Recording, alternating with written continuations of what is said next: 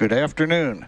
You're looking at SpaceX's Super Heavy booster number 9 ahead of its first static fire from Starbase, Texas in just under 2 minutes from now. For those of you following along, it's been 3.5 months since our first integrated flight test of Starship. In that time, the teams worked on multiple improvements to the booster, as well as the pad systems and infrastructure, which we will be testing out today, in addition to a new startup sequence.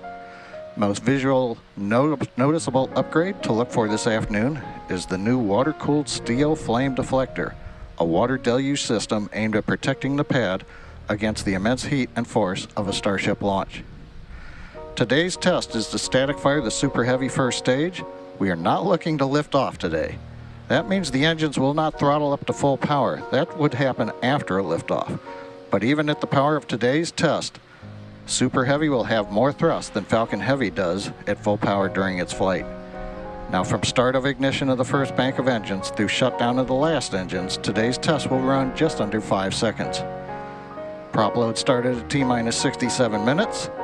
Now, while we're fully loading LOX today, we're only doing a partial load of the methane fuel, just enough to support the short test. You may notice frost over most of the LOX tank, but just a portion of the methane fuel tank. T-minus 40 seconds. We've heard the announcement for Flight Director. We're past the 40-second hold point if needed. T-minus 30 seconds.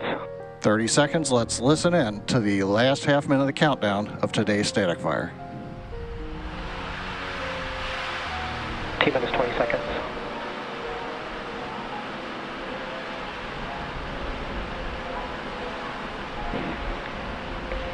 T-minus 10, 9, 8, 7, 6, 5, 4, 3, 2, 1.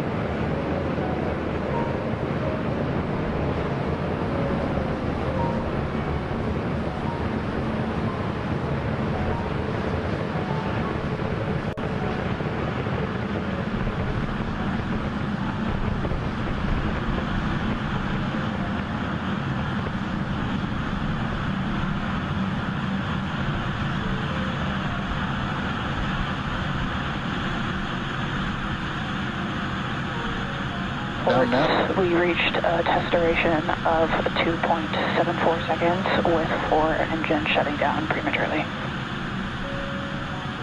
We've been listening to the booster countdown net, but we haven't heard the flight director come back up yet. We did hear the one call out that we got into the ignition of the 33 engines. It sounds like we had 4 that did shut down during the ignition, but we've not heard any other follow-up. We do know from other discussions the pad looks good, the launch vehicle looks good. So right now, a big congrats to the Starship team for getting through today's test. And with that, that moves us another step closer to our next flight test